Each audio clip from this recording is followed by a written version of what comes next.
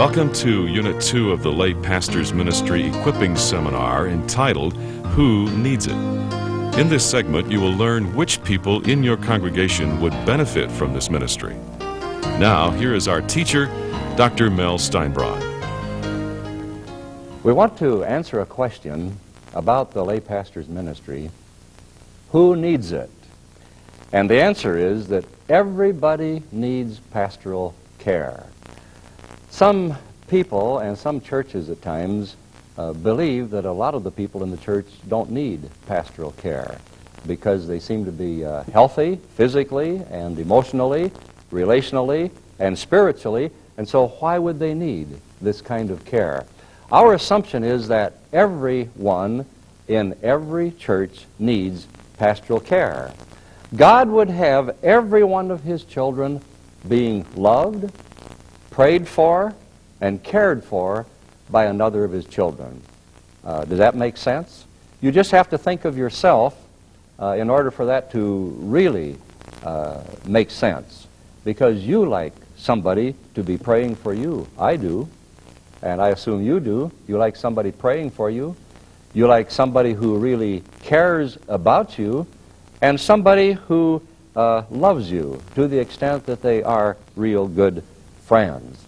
Sometimes we wonder if officers and pastors really need pastoral care. And sometimes we've had lay pastors who have come to the conclusion, well, they're an elder in the church. They're a deacon. They certainly don't need a lay pastor. But they do. Let me tell you an exciting thing that happened in one of our seminars. It was in a church in North Minneapolis, Minnesota, and it's a church of about 160 families.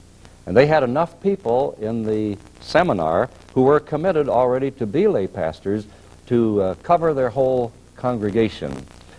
On the second day of the seminar, I asked the pastor if he would take a few minutes to tell what this ministry will mean to him and what it'll mean to the congregation. And he got up and he began talking about his family, and I wondered if he had understood me, but he certainly had. And he told about having a daughter. He says, you folks know my daughter, and you know that she's very unconventional. She doesn't dress like, and she doesn't do like most other people. And you know that she's married, and you know that not too long ago they had a birth to their union, and they now have a little baby. He said they were very protective. This daughter of mine just super protective of that little girl. They wouldn't go anywhere because they wouldn't trust the care of this little child to anybody. And so they stayed home. And they didn't trust anybody to take care of this little one, except one time they wanted to go somewhere.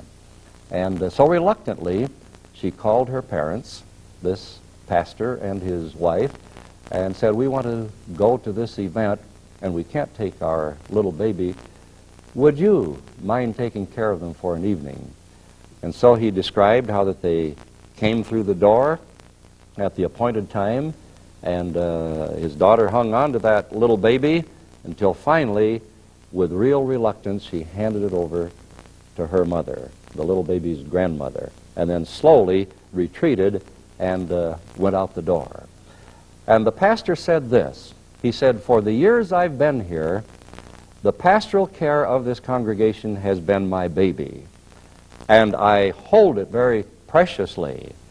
I have not been ready to trust anybody else with this little baby.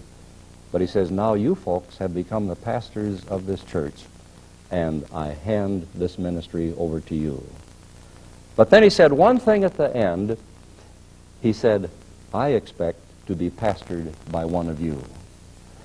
So not only officers of the church, but the pastors as well need to be cared for by others. How good it seems to me when somebody calls me or they stop me and say, I know that you're carrying a heavy load. Do you mind if I pray for you? Or would you take time to tell me what you're doing?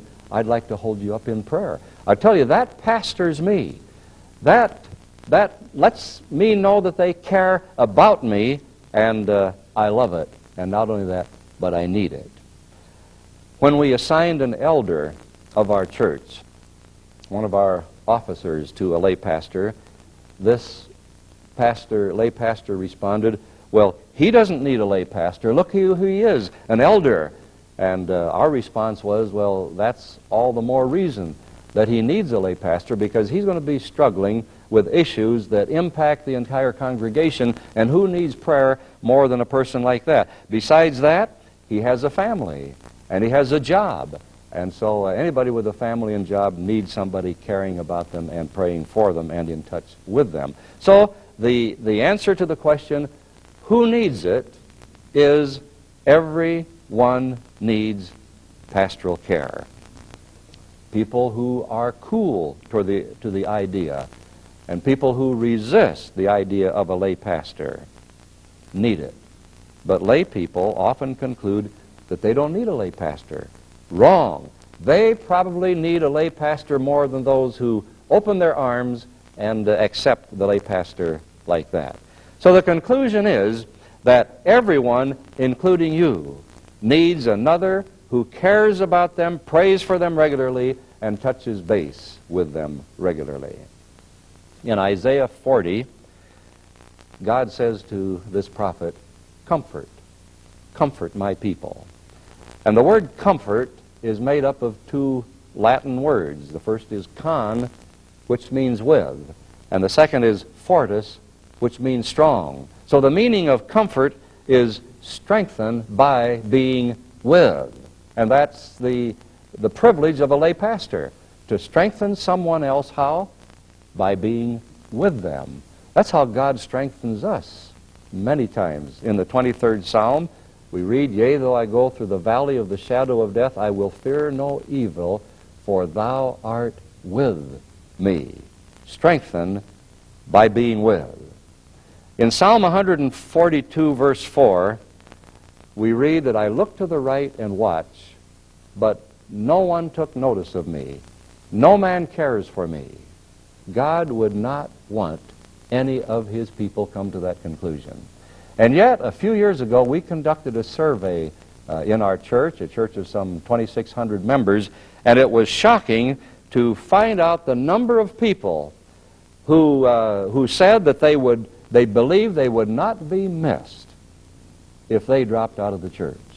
Well, that's true in every church that I know anything about, that there are people who don't feel cared for sufficiently and don't feel that there are those who care about them enough to know that they would be missed if they dropped out.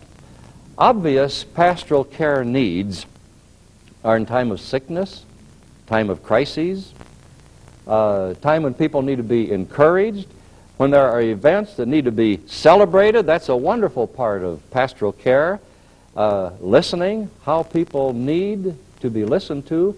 Some people pay hundreds, thousands of dollars, really, to sit in another person's office to be listened to. People need prayer. They need someone who cares. These are some of the obvious needs for pastoral care. Well, pastoral care includes not only the kind of things that we've been talking about, but it includes nurturing. Not only being loved with skin on, but nurturing. And ordinarily we don't say a whole lot about this because we're at the beginning level of equipping here, but to know that there's a lot more ahead for those who are willing to step into it and prepared to step into it. When Paul met with the elders, lay people of the Ephesian church, part of what he meant by guarding the flock was to build them up. When Peter called the elders of the dispersion to tend the flock of God, or to be shepherds of God's flock, which is your charge, he meant for them to encourage God's people toward Christian maturity, as well as to be there for them in times of despair. It is not only that they need pastoral care. Here is a need that you maybe have never thought about. People with pastoral gifts need to pastor. Many of you have pastoral gifts. I have a pastoral gift. I'm not bragging about that. Other people helped me to see that along through my years. I need to use this pastoral gift. I have a strong conviction that when God has given a person gifts, spiritual gifts, and He has given every Christian spiritual gifts, that they are not fulfilled in their life.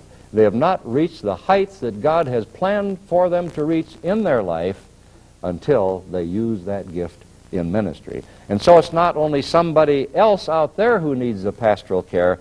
You who have gifts need to use, so that you're not stunted in your spiritual growth, but that you are fulfilled and enter into that kind of joy. I want to read from Romans 12, which, and in the New English or New International Version from which I read, it really nails this down. It says, each member belongs to all the others. We have different gifts according to the grace given us. Now this is it. If a man's gift is prophesying, let him use it in proportion to his faith. If it is serving, let him serve.